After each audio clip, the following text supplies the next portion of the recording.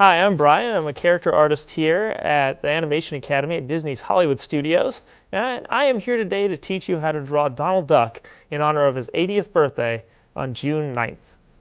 So of course we're going to start with a circle, and the best way to draw a circle is your whole arms. Your shoulder naturally rotates. We're going to practice first really quick. Whole arm rotation. Keep everything stationary, you'll actually make a circle. So the key is you want to start your lines out really, really lightly, because then we're going to go back over everything with our darker lines. So we're going to start out in the middle of our paper with a circle about the size of a grapefruit or a softball. You go around multiple times. It's key to good circles, repetition, going around able to fix your flat spots, your indents, anything that makes it not a circle. You don't want to worry about it being perfect. It takes a lot of practice to make a perfect circle. The guidelines are there to tell us where we put the pieces of the character, like eyes, nose, mouth, etc., etc., etc. And we need to know where the center of his head is. Well, he's going to be looking off to the left, so we're going to do a curved guideline, making a crescent moon shape on the inside of your circle.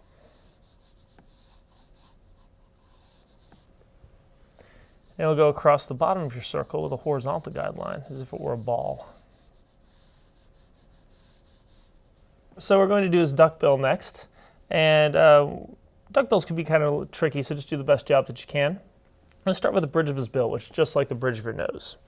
You're going to go right over where the horizontal guideline is touching the circle. We're going to draw a short line running into the center guideline. And you're going to curve through that guideline down to the horizontal guideline, so you've created a little bridge.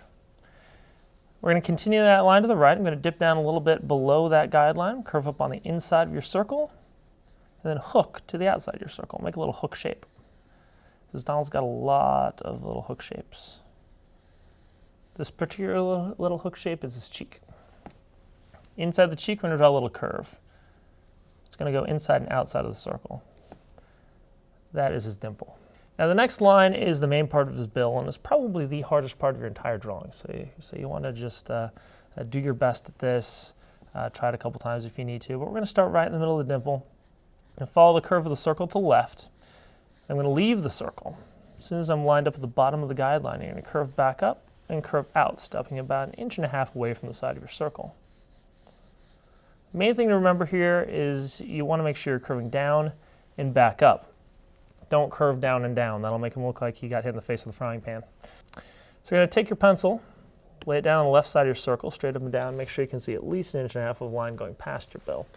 If you can't, then just simply draw it longer. Now to show the curve of the bill, we're going to draw a hook that's going to go around this line. It's going to shoot across the top, being parallel to the line below it. Now because his head is turned, that means everything on this side of the guideline is farther away from us, so everything's going to appear smaller, look a little bit different. So we're going to draw his other cheek. His other cheek is going to look like a letter C shape. The top letter C is touching the circle while the bottom is just hovering. We can connect that cheek to the bridge of the bill simply by just following that piece of the circle that we already drew. And then we're going to draw a little hook shape on the inside. It's going to curve out to the end of the bill for the top of the bill. Should be straight across on the bridge of the bill. I'm going to draw him with his mouth closed, mostly because that's the best way to have Donald really is with his mouth closed. You can actually understand him better that way. So we're going to follow the curve of the cheek around into the jawline, follow the exact same curve of the bill all the way around until you get to the end. Then you'll curve out slightly and curve back in, overlapping that line of the front and give him a bottom lip.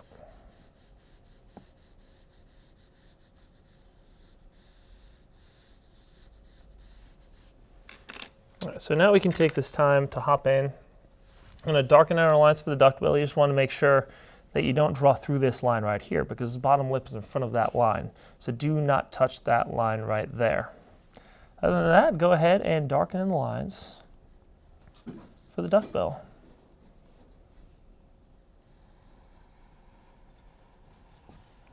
Now back in the late 1930s, leading all the way into the 1950s, Donald was the most popular Disney character. He outsold Mickey in merchandise. He has more animated feature short cartoons under his belt than any other Disney character. In fact, he was so popular that Walt himself actually called him the Gable of their stable in reference to Clark Gable, who's the biggest movie star of the day. And the height of Donald's popularity in the early 1940s, he actually managed to do something no other Disney characters ever managed to do.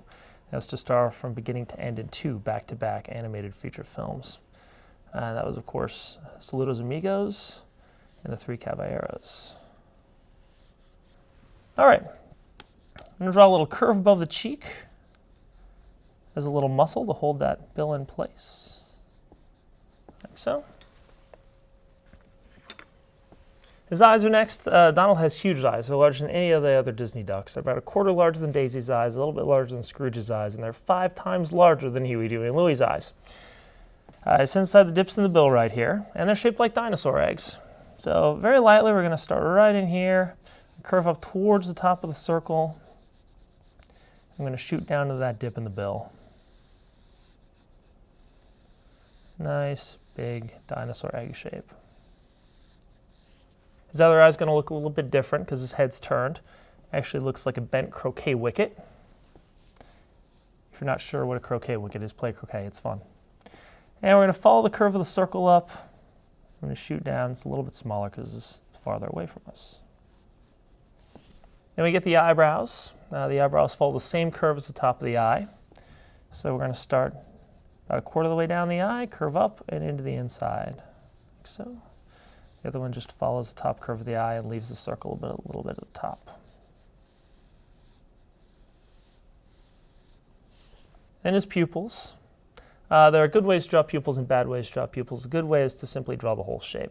Some people get lazy. They draw half circles or slanted lines. That makes characters cross-eyed or lazy-eyed, look like their eyes are rolling to the back of their head. So to avoid that, all you have to do is draw the whole shape. So we're going to start just inside the eye on the right and draw a nice, tall oval.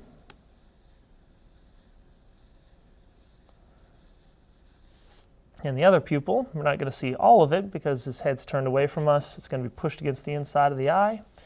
We still want to see that curve away from the side of the eye, though, or you'll make him lazy-eyed in that eye.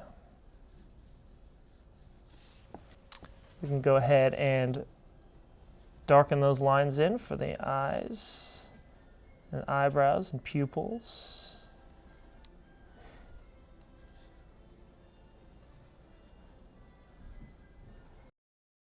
Then you turn your pencil aside, use it like a paintbrush, and shade in those pupils. The faster you shade with the side of your pencil, the more even your surface. You really don't ever want to use the tip of your pencil to shade. The only thing that'll do is frustrate you, take you forever, look really bad when you're done, break your pencil and give you carpal tunnel. So if you want to avoid all that stuff, just use the side of your pencil and shade really, really fast. The great thing about shading like this is that you could literally just grab your pencil and flail your arm back and forth. If you come in contact with a piece of paper, you will make an even surface. It's just that easy. People tend to overthink shading. You don't need to overthink shading. Just go in there, get the job done quickly, efficiently, and it looks better than if you take your time, oddly enough. All right, up on the top of his head, he's got his feathers. He's just going to run up there and scribble in some feathers, literally scribbling. You can give him a little feather cowlick on the back of his head. You can darken those lines and finish up the tops and the sides of his head. Donald owes most of his existence to a man named Clarence Nash, or Clarence Ducky Nash, as he was later known. Clarence was 29 when he auditioned in front of Walt Disney, doing a rendition of Mary Had a Little Lamb in a funny duck voice. And Walt loved it so much that they hired him, created an entire character around him, and thus Donald Duck was born. He was actually imitating his pet goat that he had when he was growing up on a farm. So Donald's voice actually comes from a goat. He eventually retired and he passed the torch on to an animator for the company of Tony Anselmo, and he's been doing the job since 1986. All right, we're going to go ahead and give him his hat next. He's got that French sailor beret. And we're going to start where the feathers touch the eyebrow. We're going to do a short curve and very light little curve just above those feathers, or you can even go through them if you need to, as long as you do it lightly, and just behind the other eyebrow through there. And we can darken that pretty much as soon as you get that in place. Top of the hat's actually really easy. It looks like a pinto bean, but all it is 2 intersecting letter U shapes. So as long as you know your alphabet, you're golden. All right, so what we want to do is we want to start right where the hat band touches the eyebrow. And just very lightly, we're going to curve up and back down.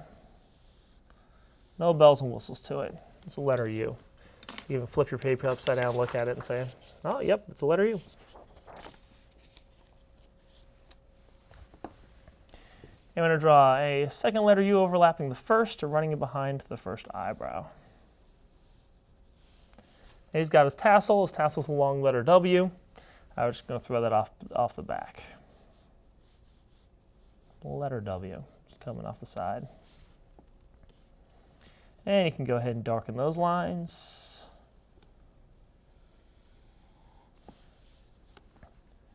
Ever since Donald was created, he's played a big part in the world of comic books. And a lot of Donald's popularity in comics, most of it actually, comes from one man. His name was Carl Barks, and he's a Disney legend. He was known as the Duck Man, or the Good Duck Artist. He created Scrooge McDuck and Gladstone Gander and Gyro Gearloose, the town of Duckburg, and wrote all those stories that were later adapted into DuckTales. All right, we're going to finish up with his neck, and we're going to attach it to the base of his skull, which is the best place that I could find to put it. So right where this guideline touches the circle, I'm going to very lightly draw through the bill and come out the bottom. You can darken the part from below the bill. Anytime you draw any Disney duck, the inside of their neck is always attached to the center guideline to their head. So you can follow the guideline down and then curve out, of course, very lightly through the bill. And once you get below the bill, darken that arm. And of course, anytime we finish our artwork, the main thing we want to do is sign your drawing. Very, very important to always sign your work.